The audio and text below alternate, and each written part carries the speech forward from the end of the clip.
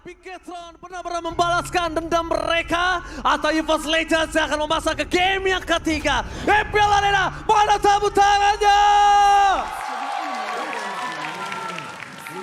Oke, selamat datang di dalam Lane of Dawn. Kita akan saksikan seperti apa ya pergerakan di sisi early game-nya untuk kedua tim. Karena kalau kita ngomongin ke arah drafting ya, kedua tim punya potensial yang cukup besar mungkin, tapi lebih terlihat di arah Bigetron. Karena kita ngelihat adanya Melissa di sisi EVOS yang butuh waktu lebih banyak menurutku dibandingkan adanya dengan seorang Beatrix yang lebih kuat di arah early game-nya. Akankah terjadi first blood kali ini nampaknya gagal didapatkan di bottom lane. Tapi based on history kemarin, di mana siapapun yang menggunakan Lancelot masih kurang cukup efektif di last match di Royal Derby sekalipun. Ya, Lancelot nih masih menjadi tanda tanya ya. Sebenarnya seperti apa strategi yang pas ketika ngebawa seorang Lancelot ke dalam gamenya.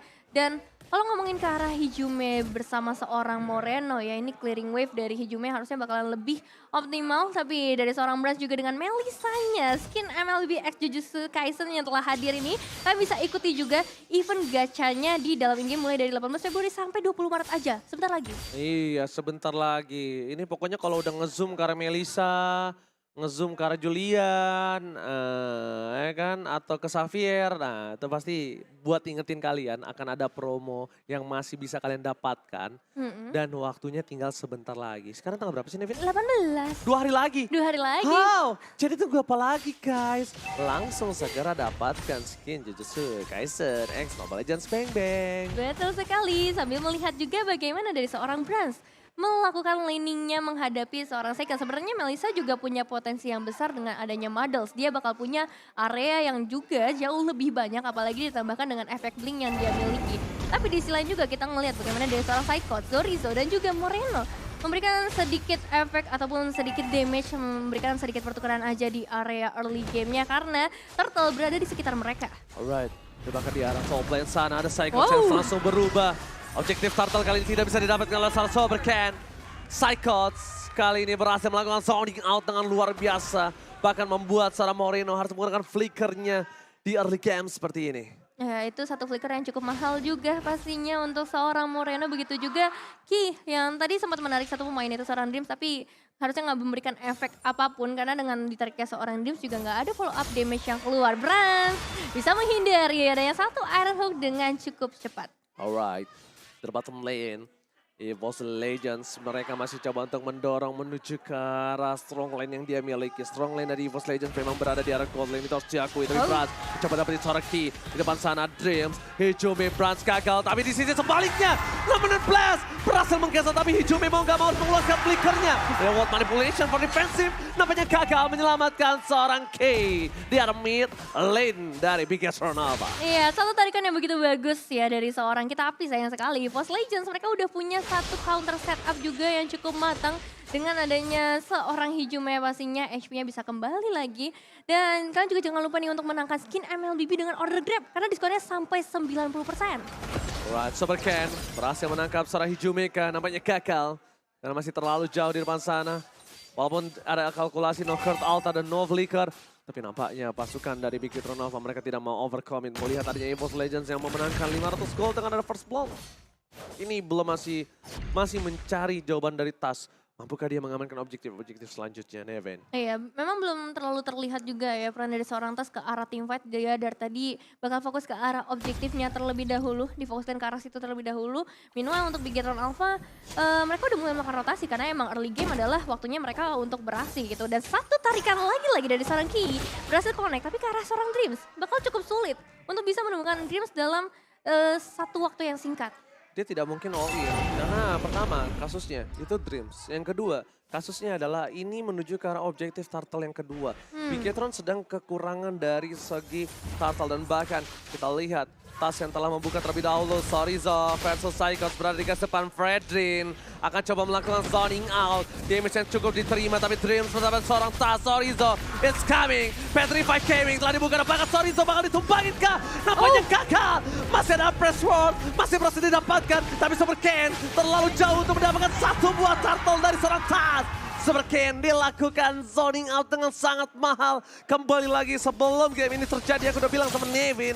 Kalau Cyclops menggunakan Yuzongnya ini harus diperhatikan oleh para pasukan dari Bigetron Alpha. Iya, zoning out yang mahal banget. Dan lagi-lagi Tas bakal fokus ke arah objektif, tapi kita bakal mengintip sedikit ke arah itemizationsnya di early game ya. Perbedaan yang signifikan belum terlalu terlihat karena goldnya juga belum berbeda jauh. Tapi kalau ngomongin ke arah gold laner, saya kan bakal menuju ke arah BOD di early game kali ini. Meanwhile, dari seorang Brans dia bakal fokus ke arah attack speed dan juga critical dengan Steelix Push dan juga Corrosion Sight. Nah, mereka nampaknya masih belum cukup untuk bisa bahkan menembus damage dari seorang Dreams ya. Tadi absortnya doang yang kena.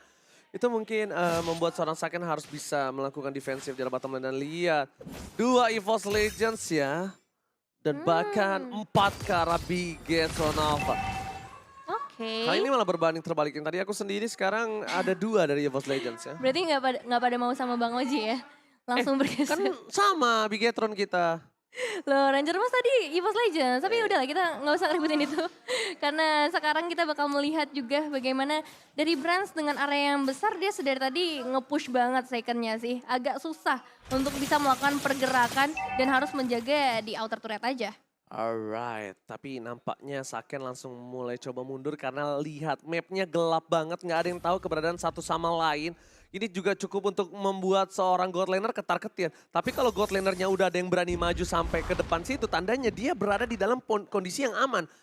Safety, logikanya seperti itu. Karena map hilang. Yep. Yang mundur berarti tidak punya info, tapi kalau yang maju mereka punya info. Itu yang mungkin harus diperhatikan oleh dari seorang Saken. Karena tiba-tiba Brans berada di depan sana itu bukan tanpa alasan, nggak mungkin dia berani sendiri di depan sana. Harusnya. Ya harusnya udah ada informasi yang bisa diamankan, tapi Turtle juga udah mulai muncul. Namun belum terlihat pergerakan dari Bigetron Alpha yang ternyata langsung menuju ke area top lane untuk langsung menemukan Psychos dan juga satu outer turret. Pertukaran yang menurut aku sangat worth it sih dari Bigetron Alpha. Perfect Turtle for EVOS Legends kali ini di game yang kedua. Game pertama Bigetron, game kedua EVOS Legends. 2 perfect turtle di 2 game, di 2 tim yang berbeda. Wow, ini cukup unik karena perfect turtle itu sangat jarang. Balik lagi seperti yang aku bahas di hari sebelumnya.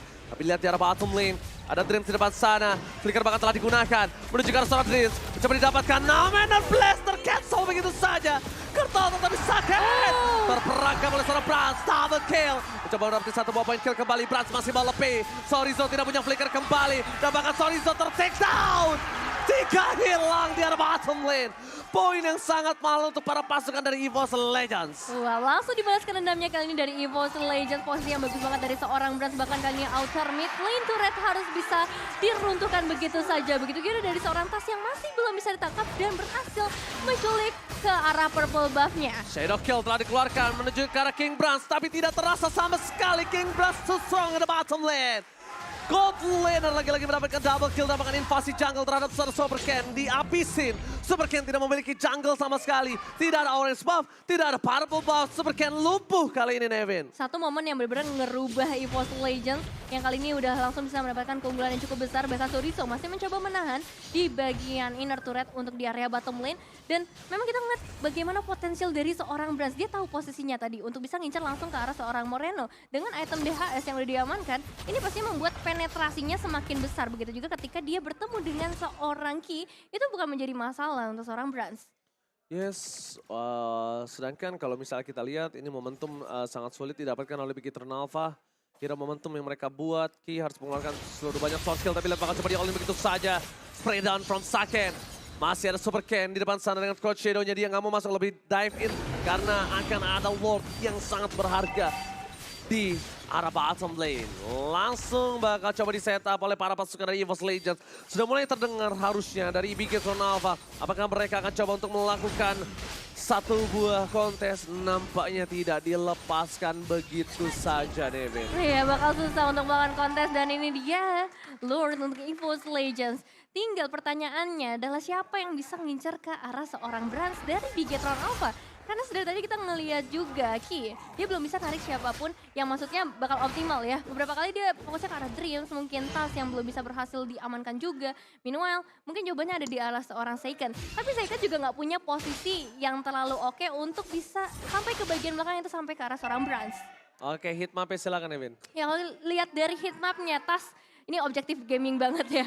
Bahkan dia nggak terlalu agresif untuk masuk ke arah semak-semak dari Bigetron Alpha di 5 menit yang pertama. Dia fokus akan objektifnya sendiri dan terutama ke arah Turtle dan juga Lord sih untuk Turtle ya 5 menit pertamanya. Jadi bahkan di menit sekarang kita udah ngelihat 14 level yang dimiliki oleh seorang Tas. Meanwhile Super Ken masih di angka 12.